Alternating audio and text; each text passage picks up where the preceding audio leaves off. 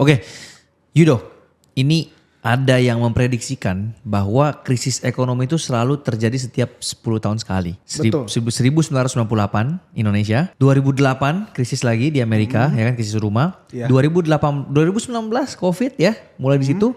And then nextnya ini di 2029-2030 katanya akan ada krisis ekonomi lagi. Menurut kamu gimana? Menurut gua untuk Amerika sih 2028 sampai 2032. Itu krisis. Ada kemungkinan krisis menurut teori siklus bisnis. Itu dia. Berarti ketika Amerika krisis, Indonesia terdampak dong pastinya. Indonesia Satu dunia bro. pasti terdampak, tapi dampaknya nggak semengerikan itu. Jadi kalau ketimbang krisis yang terjadi di Covid lebih mengerikan itu daripada yang nanti akan datang. Lebih mengerikan tahun 98 jauh. Ya dibandingkan Covid. Covid kan juga parah banget bro. Dibandingkan COVID jauh lebih ngeri ini sih sebenarnya. Yang nanti nih. Iya. Wih. Iya. Oke, apa yang terjadi? Apa yang terjadi? Yang kemungkinan terjadi apa? Kalau untuk Indonesia harusnya sih dampaknya minimal ya, paling orang-orang cuman protes doang. Tapi kalau di Amerika nih dampaknya akan sangat besar. Iya mas. Orang-orang kelaparan. Yang benar. Ya. Terus?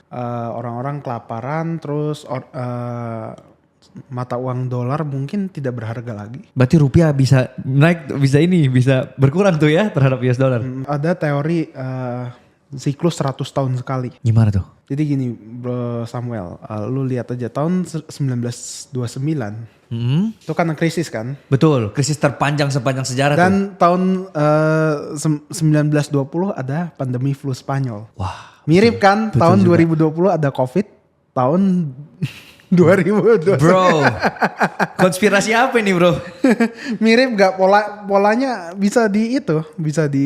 Bisa.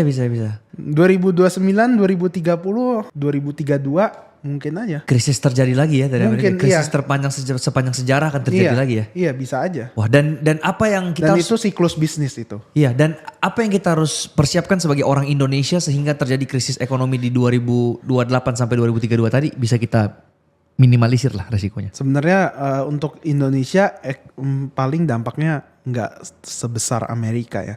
Tapi gini, apapun dampaknya pasti kerasa. Betul.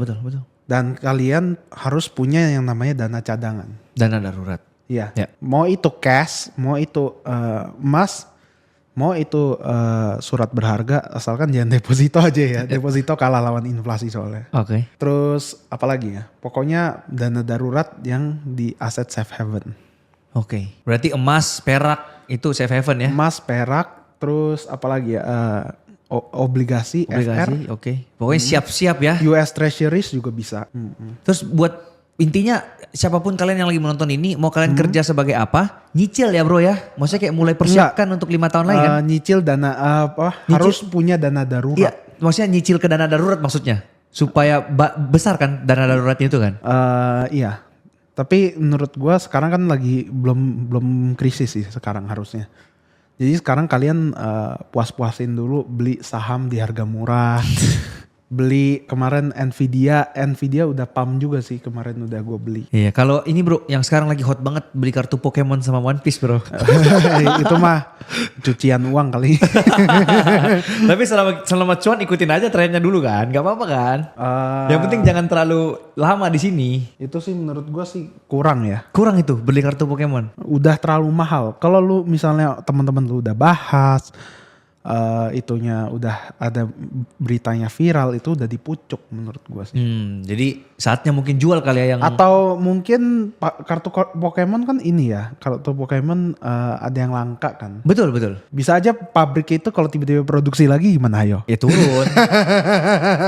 Nah itu resikonya. Oke, berarti beda sama Bitcoin. Bitcoin tuh nggak bisa diproduksi lagi. 2045 stop ya supply Bitcoin. Full kan 2045? Enggak, supply Bitcoin 2140. Oh, 2140 ya? Iya. Iya, oke. Tapi tetap halving aja terus setiap ini nanti. Iya, betul. Halvingnya potong setengah terus. Iya, menarik.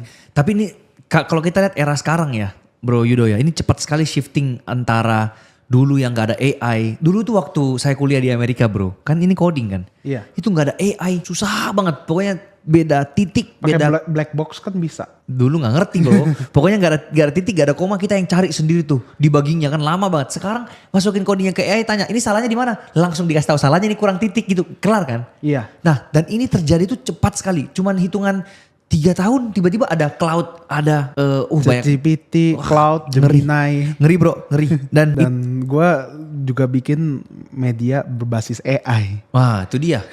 Jadi cepat sekali kan bro. Dan sekarang itu ada satu currency yang paling mahal yaitu attention kan. Iya betul. Attention atau perhatian ya bro ya. Betul. Jadi ketika kamu bisa ngerti cara untuk buat konten, ngerti cara untuk mendapatkan attention, uang yang akan datang ke kamu, gitu kan? Betul. Kurang lebih konsepnya. Jadi gini guys, sekarang tuh zamannya caper atau atensi.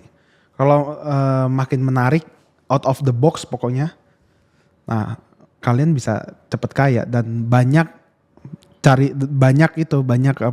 perhatian yang didapatkan gitu. Betul. Asalkan bukan hanya sekedar viral atau banyak views doang ya. Kalau negatif Iya. juga itu kan sama aja bunuh diri kan bro ya. Enggak, negatif bisa aja awal-awalnya rage bait gitu. Oh iya. Rage bait. Tapi kalau dia negatif terus bro. Terus belakangnya positif. Oh iya. Itu namanya jadi depan ada hook nih. Lu rage bait dulu awal-awal. Nah karena ini rage bait kan orang viral nih. Akibatnya dia nonton sampai habis. Iya. Tapi boleh seperti itu juga ya. Tergantung strategi dia lah ya. Iya, membangun tergantung seperti strategi dia. Iya. Ya. Awal-awal rage bait, terus pembahasan. Oh ternyata nggak gini gitu. Iya. Itu di dalam satu video kan maksudnya Iya, kan. Ya. dalam satu video.